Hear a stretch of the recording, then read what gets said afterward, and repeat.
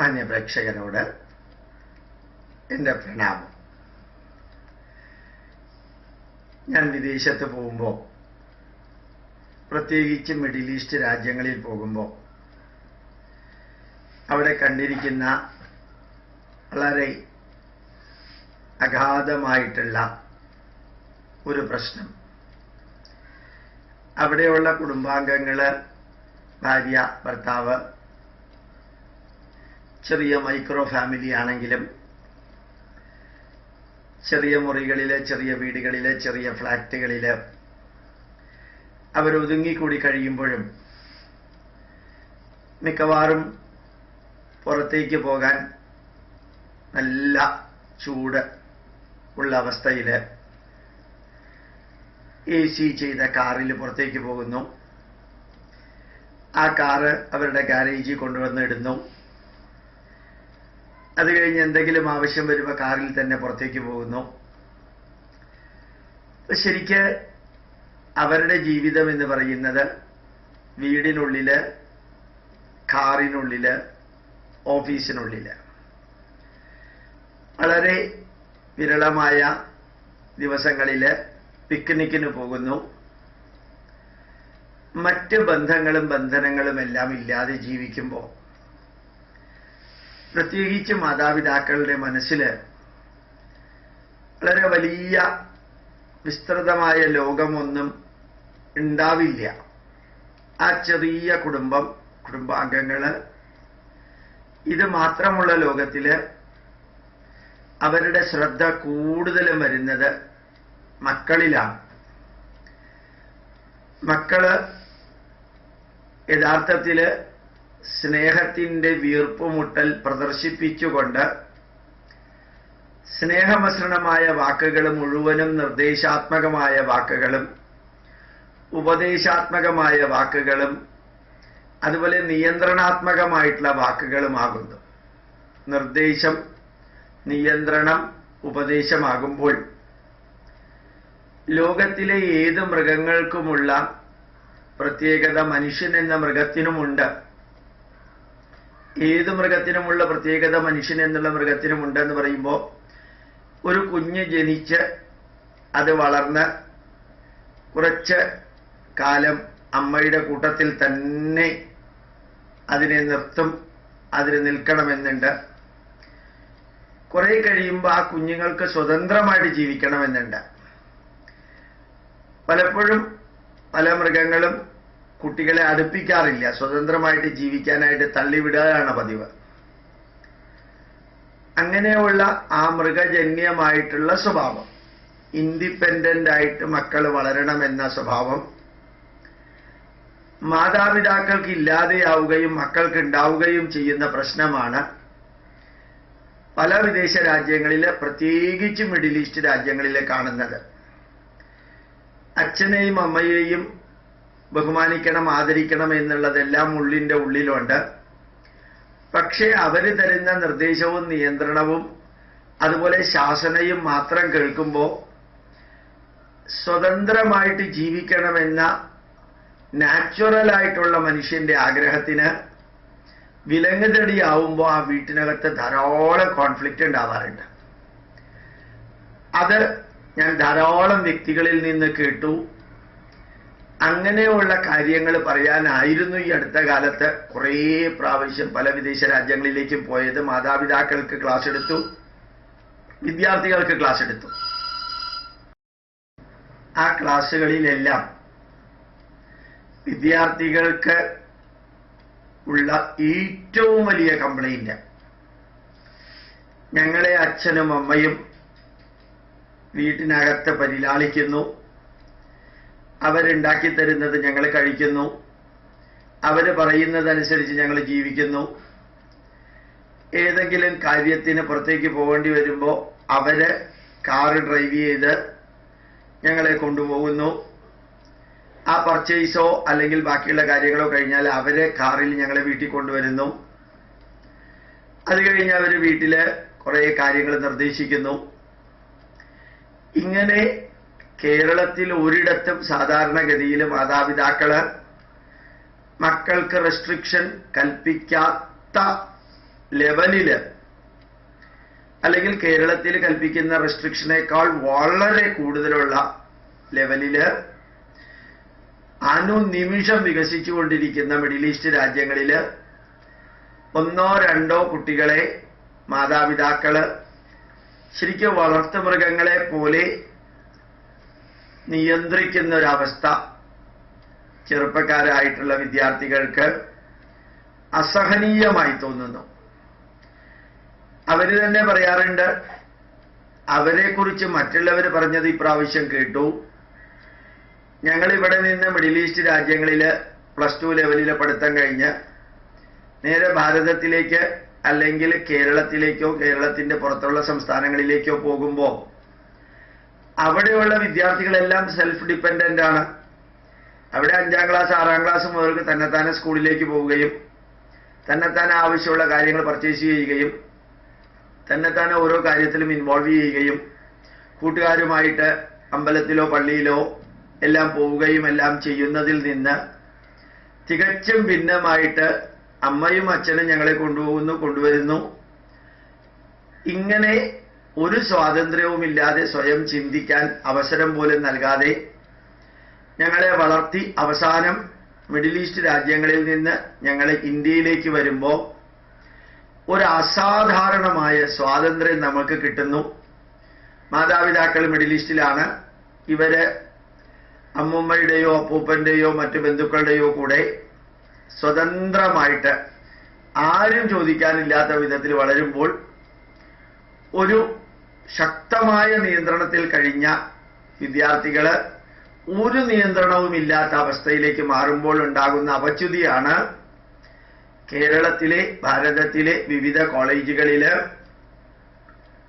കോളേജുകളില് ഏറ്റവും അധികം റൗഡികളും അല്ലെങ്കിൽ മിസ്ബിഹേവ് ചെയ്യുന്ന വ്യക്തികളും എല്ലാമായി ഇവര് പിന്നീട് മാറും. സ്വാതന്ത്ര്യമില്ലാത്തതിൽ നിന്ന് അനിയന്ത്രിതമായ സ്വാതന്ത്ര്യത്തിലേക്ക് വരുമ്പോൾ ഉണ്ടാവുന്ന ആ പ്രത്യേകത, ഇതാണ് അവിടെ കാണാനും കേൾക്കാനും സാധിച്ച ഏറ്റവും വലിയ പ്രശ്നമെന്ന് വിദ്യാർത്ഥികളിൽ നിന്ന് മനസ്സിലായി, ടീച്ചേഴ്സിൽ നിന്ന് മനസ്സിലായി, അതുപോലെ ചില മാതാപിതാക്കളിൽ നിന്ന് മനസ്സിലായി. എൻ്റെ കുട്ടി, ഞങ്ങളുടെ കുട്ടി, അവൻ നന്നാവണം, അവൻ MBBS അഡ്മിഷൻ കിട്ടണം, അതിനുവേണ്ടി എത്ര കോടി വേണമെങ്കിലും ചെലവാക്കാൻ തയ്യാറാണ്, ഞങ്ങൾ വേദനിച്ച മാതിരി ഞങ്ങളുടെ മക്കൾ വേദനിക്കരുത്, അതിനുവേണ്ടിയായി കഷ്ടപ്പെടുന്നത് മണലാരണ്യത്തില്. ഇങ്ങനെ തികച്ചും ഒരു വളർത്തുമൃഗത്തിന്റെ, ഒരു പക്ഷിയെ കൂട്ടിലിട്ട് വളർത്തുന്നതിന്റെ രീതിയിൽ വളർത്തിയതിന് ശേഷം പിന്നീട് തിരിച്ച് സ്വതന്ത്രമായ ഭാരതത്തിലേക്ക് വരുമ്പോൾ അവരനുഭവിക്കുന്ന പ്രശ്നങ്ങൾ. അതിന്റെ മറ്റൊരു വശവും കൂടി വിദ്യാർത്ഥികളിൽ കാണാൻ സാധിച്ചത്, പരീക്ഷ എന്ന് പറയുന്നത് ഏതാണ്ട് ഒരു ഭീകര ജീവിയെ പോലെ ഇവരുടെ മുമ്പിൽ അവതരിപ്പിച്ചിരിക്കുകയാണ്. സ്കൂൾ അധികൃതർ കുറച്ചൊക്കെ ഉണ്ട്, അധ്യാപകർ കുറച്ചൊക്കെ ഉണ്ട്, ബാക്കി മുഴുവനും മാതാപിതാക്കള് നിരന്തരം എന്തോ ഒരു ഭീകര ജീവിയാണ്, അല്ലെങ്കിൽ ഒരു ഭീകരമായ സംഭവമാണ്, ഭീകരമായ ദിവസങ്ങളാണ് പരീക്ഷാ ദിവസങ്ങള്, പരീക്ഷ എന്ന സംഭവം, പരീക്ഷ എന്ന കടമ്പ, ഇതെല്ലാം ധരിപ്പിച്ച് അതില് ഫസ്റ്റ് റാങ്ക് കിട്ടണം, സെക്കൻഡ് റാങ്ക് കിട്ടണം, തേർഡ് റാങ്ക് കിട്ടണം, അതിൽ കുറവ് കിട്ടുകയാണെങ്കിൽ പിന്നെ ജീവിച്ചിരുന്നിട്ട് കാര്യമില്ല എന്ന നിലവാരത്തില് പലരും ഈ വിദ്യാർത്ഥികളോട് ഇങ്ങനെ സ്ക്രൂ ചെയ്ത് അവരെ മോട്ടിവേറ്റ് ചെയ്യല്ല, സ്കെയർ ചെയ്യാണ്, പേടിപ്പിക്കുന്ന ഒരു കാഴ്ച. അത് വിദ്യാർത്ഥികളുടെ മുമ്പിൽ ഇത്രയും അധികം ഭീകരമായിട്ടുള്ള ഒരു സ്വപ്നമായി മാറിയിരിക്കുന്നു. കേരളത്തിലുള്ളതിനേക്കാൾ എത്രയോ കൂടുതലാണ് അവിടെ. അതിനൊരു കാരണമുണ്ട്. കേരളത്തിലെ വിദ്യാർത്ഥികൾ തമ്മില് നല്ല രീതിയിൽ ഫ്രണ്ട്ഷിപ്പ് കുറെ പേരെങ്കിലും ഉണ്ട്. കുറച്ചവരുടെ ദേഷ്യം ഫ്രണ്ട്സുമായിട്ട് തീർക്കാൻ സാധിക്കും. കുറെ കോമ്പറ്റീഷൻ ഉണ്ട്. കോമ്പറ്റീഷന് വേണ്ടിയിട്ടുള്ള കോമ്പറ്റീഷൻ അല്ല, വെറുതെയുള്ള കോമ്പറ്റീഷൻ ഉണ്ട്. അതേപോലെയുള്ള കുറെ കാര്യങ്ങളിലൂടെ എനർജി, മെന്റൽ എനർജിയും അതുപോലെ ഫിസിക്കൽ എനർജിയും നെഗറ്റീവായിട്ടുള്ളത് റിലീസ് ചെയ്യാനുള്ള സൗകര്യം ഇവിടെയുണ്ട്. അവിടെ അതില്ല. അവിടെ സ്കൂൾ വിട്ടാൽ വീട്ടിലേക്ക് പൊക്കോളണം, വീട്ടിൽ നിന്ന് വന്നു കഴിഞ്ഞാൽ സ്കൂളിലേക്ക്, അല്ലെങ്കിൽ CBSEയോ ICSEക്കാരോ നടത്തുന്ന കോമ്പറ്റീഷനേ ഉള്ളൂ. അത് ജയിക്കാൻ വേണ്ടി മാത്രമുള്ള കോമ്പറ്റീഷനാണ്, ഒരിക്കലും ആസ്വദിക്കാൻ വേണ്ടിയിട്ടുള്ള കോമ്പറ്റീഷൻ അല്ല. സ്പോർട്സ്മാൻ സ്പിരിറ്റ് എന്ന് പറയുന്നത് അതിനകത്ത് ഇല്ല. അതിനകത്തുള്ളത് മുഴുവൻ സ്പോർട്സ്മാൻസ് ചലഞ്ചാണ്. വെറും വെല്ലുവിളികളാണുള്ളത്.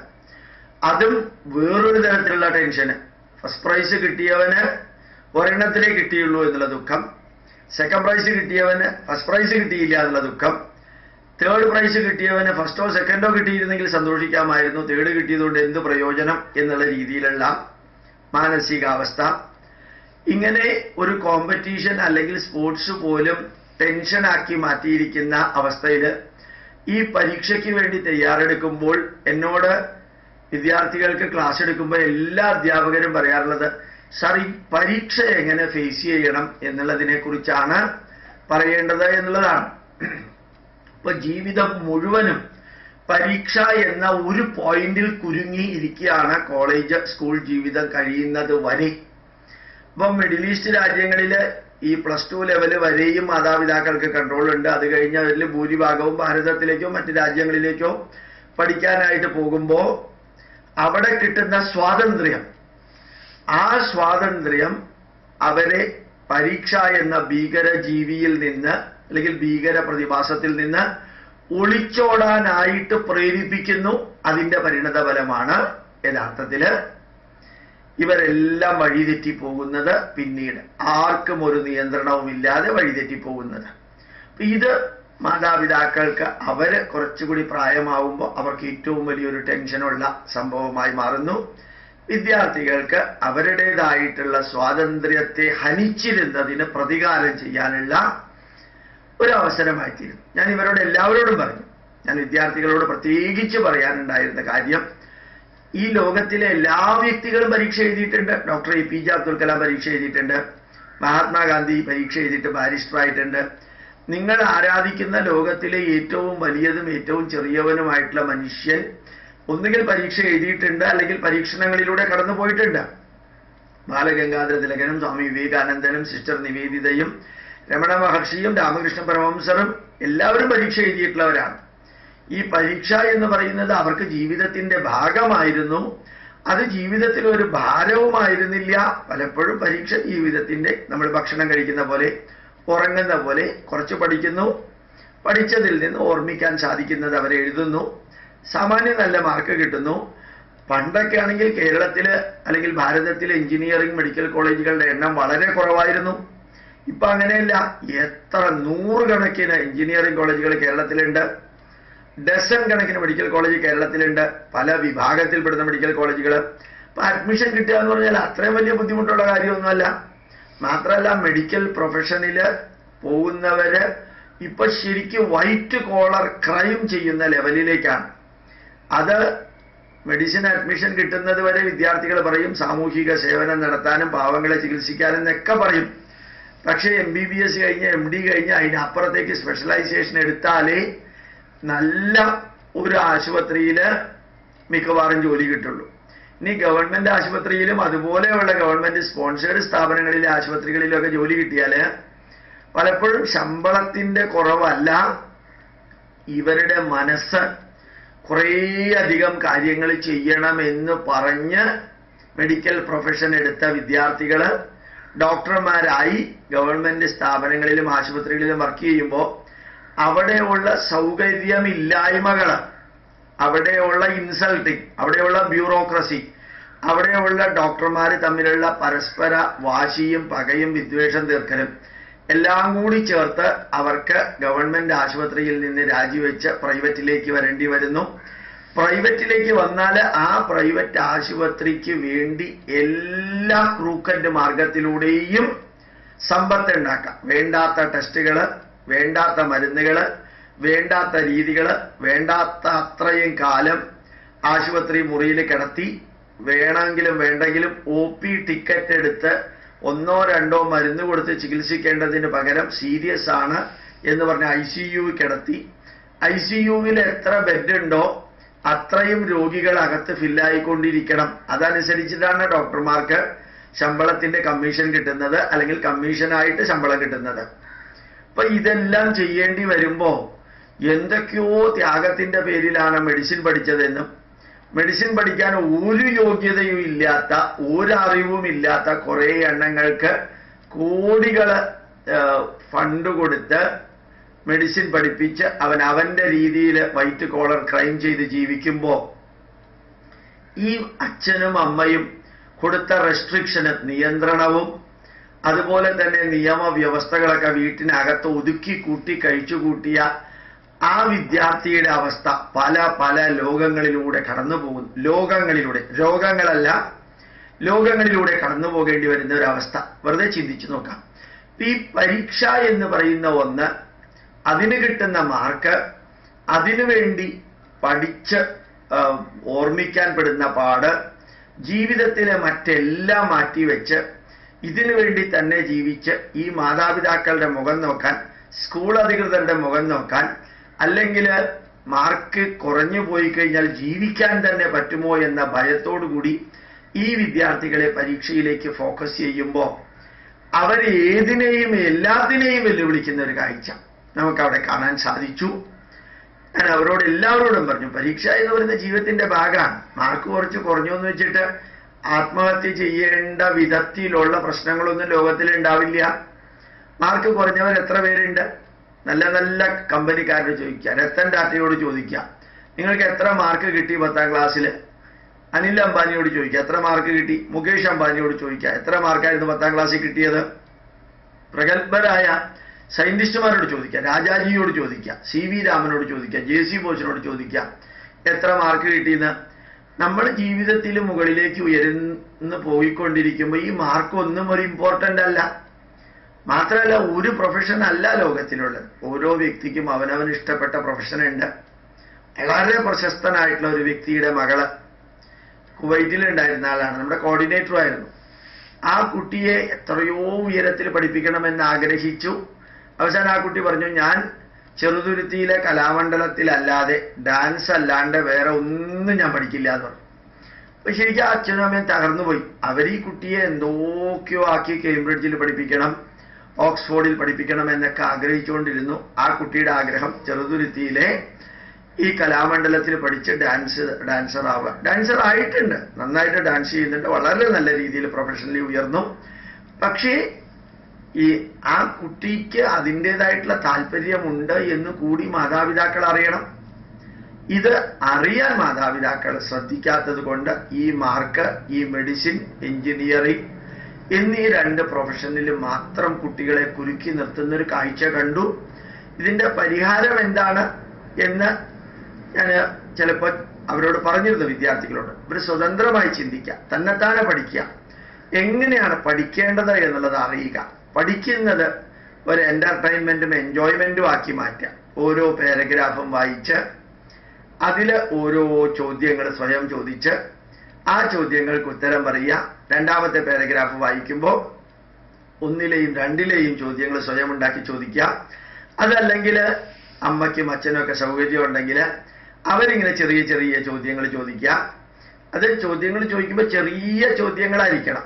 ഏത് രാജ്യത്തെക്കുറിച്ചാണ് പറയുന്നത്, ഏത് വർഷത്തെക്കുറിച്ചാണ് പറയുന്നത്, ഏത് സംഭവത്തെക്കുറിച്ചാണ് പറയുന്നത്, അത് എന്ന് നടന്നതാണ്, 1 വേർഡ് ആൻസർ കിട്ടത്തക്ക വിധത്തിലുള്ള ചോദ്യങ്ങൾ ചോദിക്കുക. അത് തന്നെ ആ കുട്ടികൾക്ക് കോൺഫിഡൻസ് വർദ്ധിക്കും. ഞാൻ ഇതെല്ലാം പറഞ്ഞു കഴിയുമ്പോൾ ഇങ്ങനെയാണ് പഠിക്കേണ്ടത് എന്നുള്ളതിനെ കുറിച്ച് ഞങ്ങൾക്ക് അറിഞ്ഞുകൂടാ. എന്ത് എളുപ്പത്തിൽ പഠിക്കാം, ഇതാണല്ലോ പഠിക്കേണ്ട രീതി എന്ന് പറഞ്ഞ കുട്ടികൾ ധാരാളമുണ്ട്. പിന്നെ ഇതൊന്നും കൂടാതെ 3ാമത്തെ ഒരു പ്രോബ്ലം അവരിൽ കണ്ടിരിക്കുന്നത്, 1 പാരൻസിന്റെ പാമ്പറിങ്, 2ാമത്തേത് പരീക്ഷ എന്ന ഭീകര പ്രതിഭാസം, 3 ഈ കുട്ടികൾ അഡോളസെന്റ് പീരീഡ് കഴിയുമ്പോൾ ഒരു കുറേയൊക്കെ യുക്തിവാദികളും നിരീശ്വരവാദികളും ആവും. സാധാരണ 8, 9, 10 ക്ലാസ്സിലും +1, +2 കഴിയുമ്പോൾ വലിയ നിയന്ത്രണത്തോടു കൂടിയുള്ള കുടുംബാന്തരീക്ഷമല്ല എങ്കിൽ അവർ പലപ്പോഴും ഇടതുപക്ഷത്തിന്റെ വിദ്യാർത്ഥി സംഘടനകളുടെയൊക്കെ പ്രവർത്തനത്തിൽ വരുന്നുണ്ട്. മിഡിൽ ഈസ്റ്റിൽ അത് അനുവദിക്കില്ല, ഞാൻ കേരളത്തിലെ കാര്യമാണ് പറയുന്നത്. ഇനി ഇടതുപക്ഷ നിരീശ്വരവാദ യുക്തിവാദ സംഘടനകളിൽ മെമ്പർഷിപ്പ് എടുത്തില്ലെങ്കിലും അംഗങ്ങളായില്ലെങ്കിലും മനസ്സ് അതേപോലെയുള്ള പ്രവർത്തനത്തോടാണ് അട്രാക്ഷൻ വരിക. അതിന്റെ പ്രതിഫലനം ഏറ്റവും ഇമ്പോർട്ടൻ്റ് എന്ന് പറയുന്നത് ഈശ്വരനില്ല, ദൈവമില്ല, നമുക്ക് അപ്പുറത്തേക്കൊരു ശക്തിയില്ല, ഇതൊക്കെ വെറുതെ അച്ഛനും അമ്മയും പറഞ്ഞ് നമ്മളെ പേടിപ്പിക്കുകയാണ്. ഒരു ദൈവവും ഇല്ല, ഒന്നുമില്ല. ഉണ്ടായിരുന്നു എങ്കിൽ ഇത്രയും അധികം പട്ടിണിയും മരണവും ആക്സിഡന്റും ഒക്കെ ഉണ്ടാകുമായിരുന്നോ? ദൈവം ഉണ്ടായിരുന്നുവെങ്കിൽ മനസ്സിൽ ഇങ്ങനെ തമ്മിൽ കലഹിക്കുമായിരുന്നോ മനുഷ്യര്? ദൈവം ഉണ്ടായിരുന്നു എങ്കിൽ ഈ കൊടുങ്കാറ്റ് വരുമായിരുന്നോ? എന്താ ദൈവം ഇത്ര ക്രൂരനാണോ? എന്നീ ചോദ്യങ്ങൾക്കൊന്നും ഉത്തരം പറയാൻ യഥാർത്ഥത്തിൽ മാതാപിതാക്കൾക്കും പറ്റണില്ല, ടീച്ചേഴ്സിനും പറ്റണില്ല. ആ ഉത്തരം പറയാൻ പറ്റാത്തത് കൊണ്ട് അവര് നിർദ്ദേശിക്കാറുള്ളത് നീ ഞാൻ പറഞ്ഞത് കേട്ടാൽ മതി, അതിനപ്പുറം ഒന്നും ചോദിക്കണ്ട. പക്ഷെ യഥാർത്ഥത്തിൽ ഈശ്വരൻ എന്താണ്, ദൈവം എന്താണ്? കുറേ കുട്ടികൾ എന്നോട് ചോദിച്ചു അബുദാബിയിൽ വെച്ചിട്ട്. ചില പെൺകുട്ടികളൊക്കെ ചോദിച്ചത് ഫെറോഷ്യസ് ആയിട്ടുള്ള രീതിയിലാണ്. ഈ ദൈവം എന്ന് പറയുന്ന പ്രതിഭാസത്തെ ഉണ്ടാക്കിയത് ഗോപാലകൃഷ്ണൻ എന്ന രീതിയിലാണ് എന്നോട് ചോദ്യം ചോദിച്ചത്. ഞാൻ വെറുതെ അവരോട് ഉത്തരം പറഞ്ഞു, ദൈവം ഉണ്ടായാലും വിരോധമില്ല, ഇല്ലെങ്കിലും വിരോധമില്ല. നിങ്ങൾ വിശ്വസിച്ചാലും എനിക്ക് വിരോധമില്ല, നിങ്ങൾ വിശ്വസിച്ചില്ലെങ്കിലും എനിക്ക് വിരോധമില്ല. വേണമെങ്കിൽ വിശ്വസിക്കുക, വേണമെങ്കിൽ വിശ്വസിക്കേണ്ട. ഒരു പോയിന്റിൽ വരുന്നു നിങ്ങളെല്ലാവരും. പരീക്ഷ എഴുതുമ്പോൾ, ജീവിതത്തിൽ ക്രൈസിസ് വരുമ്പോൾ, ഇന്റർവ്യൂവിന് അറ്റൻഡ് ചെയ്യേണ്ടി വരുമ്പോൾ, വേറെ കോളേജിൽ അഡ്മിഷൻ കിട്ടാൻ വേണ്ടിയിട്ട് വെയിറ്റിംഗ് ലിസ്റ്റിൽ നിൽക്കുമ്പോൾ, അതല്ലെങ്കിൽ വേറെ ഏതെങ്കിലും വിധത്തിലുള്ള രോഗം വരുമ്പോൾ, വീട്ടുകാർക്ക് ക്രൈസിസ് വരുമ്പോൾ നമുക്ക് വിളിക്കാനുള്ള ഒരു പേര് എന്താ ഉള്ളത്? കേരള മുഖ്യമന്ത്രിയുടെ പേര് വിളിച്ചുകൊണ്ട് പ്രയോജനമില്ല, ഇന്ത്യൻ പ്രധാനമന്ത്രി വിളിച്ചുകൊണ്ട് പ്രയോജനമില്ല, അമേരിക്കൻ പ്രസിഡന്റിന്റെ പേര് വിളിച്ചതുകൊണ്ട് പ്രയോജനമില്ല. പിന്നെ എന്താ പ്രയോജനം ഉള്ളത്? ആ പ്രയോജനം ഉള്ളത് എന്താ? അവിടെ നമ്മൾ അറിഞ്ഞോ അറിയാതെയോ ഈശ്വര എന്ന് വിളിച്ചു പോകുമെങ്കിൽ അതല്ലാതെ വേറൊന്നില്ല. ഏത് യുക്തിവാദിക്കും വിളിക്കാൻ അതൊരെണ്ണേ ഉള്ളൂ. ഈശ്വരനും ഉണ്ടെങ്കിലും ഇല്ലെങ്കിലും അതൊരെണ്ണേ ഉള്ളൂ. അച്ഛനും അമ്മയും ജീവിച്ചിരുന്ന് നമ്മളെ സംരക്ഷിച്ച് അവര് ഈ ലോകത്തുനിന്ന് യാത്ര പറയുമ്പോഴും അവരുടെ ഫോട്ടോ വെച്ച് നമ്മൾ കൈകൂപ്പി തൊഴുന്നില്ലേ? അവരില്ല, പിന്നെ എന്തിനാ ഫോട്ടോ വെച്ച് കൈകൂപ്പി തൊഴുന്നത്? മഹാത്മാഗാന്ധി ജനിച്ചു, ജീവിച്ചു, മരിച്ചു. ഇപ്പോഴും ഒക്ടോബർ 2-ാം തീയതി ഹോളിഡേ കൊടുക്കുന്നത് എന്തിനാ?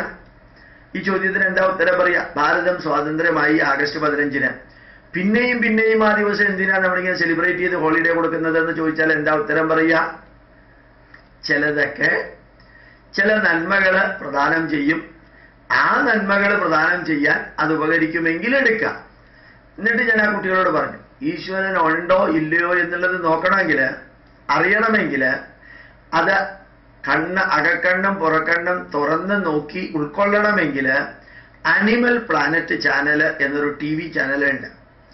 അതിൽ ഓരോ മൃഗവും എങ്ങനെയാണ് ജീവിക്കുന്നത്, എങ്ങനെയാണ് ഇരയെയും ഇണയെയും തേടുന്നത്, ഓരോ മൃഗവും എങ്ങനെയാണ് അത് പ്രജനനം നടത്തുന്നത്, ആ കുട്ടികൾ വളരുന്നത്, അതിനകത്ത് നടക്കുന്ന എല്ലാ വ്യത്യാസവും പുറത്തു നിന്നുള്ള ഒരു ശക്തിയുമല്ല അകത്തുള്ള വ്യത്യാസം വരുത്തുന്നത്.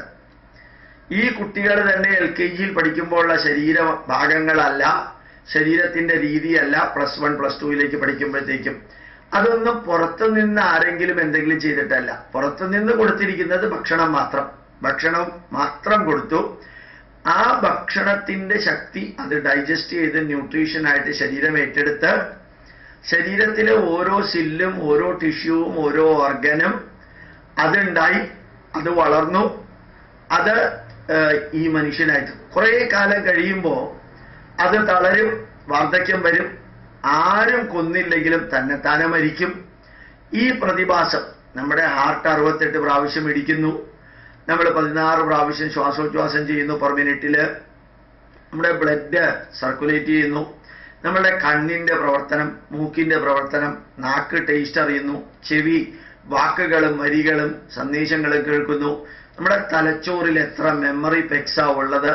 ഇങ്ങനെ ബയോകെമിസ്ട്രി ഉപയോഗിച്ച് ഒരു 5 മിനിറ്റ് ഇതെല്ലാം വിവരിച്ച് പിന്നെ ഞാൻ അവരോട് ചോദിച്ചു, ഈ അകത്തുള്ള ഈ ബയോകെമിക്കൽ അല്ലെങ്കിൽ കെമിക്കൽ അല്ലെങ്കിൽ ഫിസിയോളജിക്കൽ അല്ലെങ്കിൽ അനാറ്റമിക്കൽ ആയിട്ടുള്ള പ്രതിഭാസത്തെ നിയന്ത്രിക്കുന്ന ഒരു ശക്തിക്ക് നിങ്ങൾ ഈശ്വരൻ എന്ന് പേര് കൊടുത്തു എന്ന് വിചാരിക്കാം. ഈശ്വരനെ കണ്ടവരാരുമില്ല. എന്നിട്ട് ഞാൻ അവരോട് പറയുകയും ചെയ്തു, ഒരു ഓറഞ്ച് മുമ്പിൽ വെച്ച് ഇതെന്താണെന്ന് ചോദിച്ചാല് നിങ്ങൾ പറയും അത് ഓറഞ്ചാണ്. കേരളത്തിൽ പോയി ചോദിച്ചാൽ മധുരനാരങ്ങയാണെന്ന് പറയും, നോർത്ത് ഇന്ത്യയിൽ പോയി ചോദിച്ചാൽ സന്ത്രയാണെന്ന് പറയും. ഈ പേര് കൊടുക്കുന്നതിന് മുമ്പ് ആ സാധനം എങ്ങനെയാ അറിയപ്പെട്ടിരുന്നത്? എങ്ങനെയോ അറിയപ്പെട്ടിരുന്നു. അപ്പൊ ആരോ അതിനൊരു പേര് കൊടുത്തു. ആ പേര് ഓറഞ്ച് എന്ന പേര് ശരിക്കുള്ള ഓറഞ്ചിനല്ല, പേരയ്ക്കോ മാങ്ങയ്ക്കോ ആണ് കൊടുത്തിരുന്നെങ്കിലോ നമ്മളെല്ലാവരും അതിനെ ഓറഞ്ച് എന്ന് വിളിക്കും. അപ്പൊ നിങ്ങൾ കൊടുക്കുന്ന പേരിലാണ് പിന്നീടുള്ള തലമുറ ആ സാധനത്തെ അറിയപ്പെടുന്നതെങ്കിൽ നിങ്ങൾ ഈശ്വരൻ എന്ന ആ പേര് കൊടുക്കേണ്ടത് നമ്മളുടെ അകത്തുള്ള ഒരു ശക്തിക്കാണ്. കണ്ണുകൊണ്ട് കാണാൻ സാധിച്ചു എന്ന് വരാം, സാധിച്ചില്ല എന്ന് വരാം, അനുഭവിച്ചറിയാൻ സാധിക്കും. എന്താ അനുഭവിച്ചറിയാൻ സാധിക്കാം? എൻ്റെ നാക്ക് പ്രവർത്തിക്കുന്നത്, എൻ്റെ മൂക്ക് പ്രവർത്തിക്കുന്നത്, തലച്ചോറ് പ്രവർത്തിക്കുന്നത്, ചെവി പ്രവർത്തിക്കുന്നത്, ബ്ലഡ് സർക്കുലേറ്റ് ചെയ്യുന്ന ലങ്സ് പ്രവർത്തിക്കുന്നത്, ലിവർ പ്രവർത്തിക്കുന്നത്, സ്പ്ലെയിൻ പ്രവർത്തിക്കുന്നത്, എൻ്റെ വോക്കൽ കോഡ് പ്രവർത്തിക്കുന്നത്, ഇയർ ഡ്രം പ്രവർത്തിക്കുന്നത്, ഇതെല്ലാം എനിക്ക് അനുഭവിച്ചറിയാൻ പറ്റും. ആ അനുഭവിച്ചറിയുന്നതിൻ്റെ പുറകിലുള്ള ഒരു ശക്തി മരിക്കുന്നതിന് മുമ്പ് വരെ ആ ശരീരത്തിനകത്തുള്ള ശക്തിക്ക് ഈശ്വരൻ എന്ന് പേര് കൊടുത്താൽ എങ്ങനെയിരിക്കും? അതാണ് ഈശ്വരൻ എന്ന് വിചാരിച്ചാൽ മതി. ശരിക്കും ഈ ക്ലാസ് കഴിഞ്ഞ് യാത്ര പറഞ്ഞപ്പോ ആ കുട്ടികളെല്ലാം പറഞ്ഞു ഞങ്ങൾ ഇതുവരെയുള്ള സംശയങ്ങളെല്ലാം തീർന്നു. അപ്പൊ ശരിക്ക് വർഷങ്ങളോളം അധ്യാപകരുടെ മാതാപിതാക്കളുടെ മുമ്പിലിരുന്ന് പഠിക്കുകയോ പഠിക്കുന്നു എന്ന് അഭിനയിക്കുകയോ ചെയ്യുന്ന വിദ്യാർത്ഥികളുടെ മനസ്സിനകത്ത് അടിഞ്ഞുകൂടിയിരിക്കുന്ന സംശയങ്ങൾ, അത് മാലിന്യമൊന്നുമല്ല. ആ സംശയങ്ങൾക്ക് ഉത്തരം കൊടുക്കാൻ നമുക്ക് ആർക്കെങ്കിലുമൊക്കെ സാധിച്ചാൽ ഈ ലോകത്തിലെ ഏറ്റവും നല്ലവര് വിദ്യാർത്ഥികളാണ്. അവര് പ്രശ്നക്കാരല്ല, അവരെ പ്രശ്നക്കാരാക്കുന്നത് മാതാപിതാക്കളും ചില സ്കൂളുകളില് മാനേജ്മെന്റും അധ്യാപകരുമാണ്. അപ്പോ നല്ല സ്കൂളുകളിലെ വിദ്യാർത്ഥികളെ നിയന്ത്രിക്കുന്നത് വളരെ എളുപ്പമാണ് എന്ന അർത്ഥത്തിലല്ല. ഒരു ക്ലാസ്സിൽ 10, 35, 40 കുട്ടികളുണ്ട്. ഒരു സ്കൂളിൽ 10, 500, 600, 700, 800 കുട്ടികളുണ്ട്. അവര് പല പല ബാക്ക്ഗ്രൗണ്ടിൽ നിന്ന് വരുന്നവരാണ്, പല താല്പര്യങ്ങളുള്ളവരാണ്, പല തരത്തിലുള്ള കപ്പാസിറ്റി ഉള്ളവരാണ്. അങ്ങനെയുള്ള ആ കുട്ടികളെ ഒരൊറ്റ വേവ് ലെങ്തിലേക്ക് കൊണ്ടുവന്നിട്ടാണ് ടീച്ചേഴ്സ് പഠിപ്പിക്കുന്നത്. അതത്ര എളുപ്പമുള്ളതല്ല. ഒരു കുട്ടിയെയോ 2 കുട്ടിയെയോ അമ്മയ്ക്കും അച്ഛനും പഠിപ്പിക്കാൻ സാധിക്കുന്ന മാതിരി 35, 40 കുട്ടികളെ അധ്യാപകർക്ക് പഠിപ്പിക്കാൻ പറ്റിയെന്ന് വരില്ല. അതെല്ലാം ഉണ്ട് എന്ന് അറിയിച്ചുകൊണ്ടായിരുന്നു ഞാൻ വിദ്യാർത്ഥികൾക്ക് ക്ലാസ് എടുത്തത്. എന്നിട്ട് ഞാൻ അവരോട് എല്ലാവരോടും പറഞ്ഞു, നിങ്ങൾ വെറുതെ വായിച്ചാൽ പോരാ, വെറുതെ മനസ്സിലാക്കിയാൽ പോരാ, ഉൾക്കൊണ്ട് മനസ്സിലാക്കണം. ഏത് കാര്യവും പഠിക്കുമ്പോൾ അതിൻ്റെ പ്രായോഗിക വശങ്ങൾ കൂടി ഉൾക്കൊണ്ടാൽ ഈ പഠിക്കുക എന്ന പ്രതിഭാസം വളരെ രസകരമാക്കി മാറ്റാൻ സാധിക്കും. എന്നിട്ട് മറ്റ് വിദ്യാർത്ഥികളുമായിട്ട് ചർച്ച ചെയ്യുക, നല്ല രീതിയിൽ ചോദ്യങ്ങൾ ചോദിച്ചൊക്കെ പഠിക്കുക. ചിലതൊക്കെ എക്സാമിനേഷൻ എഴുതാൻ പറ്റിയില്ല എന്ന് വരും, അത് വിട്ടേക്കാം. ചിലപ്പോൾ മാർക്ക് കുറച്ച് കുറഞ്ഞു എന്ന് വരും. അതാണ് ജീവിതത്തിൻ്റെ അളവുകോല് എന്ന രീതിയിൽ എടുക്കേണ്ട. അതിനേക്കാൾ നല്ല നല്ല പ്രൊഫഷൻ ഒരു പക്ഷേ ഇത് തന്നെ സഹായിച്ചു എന്ന് വരും.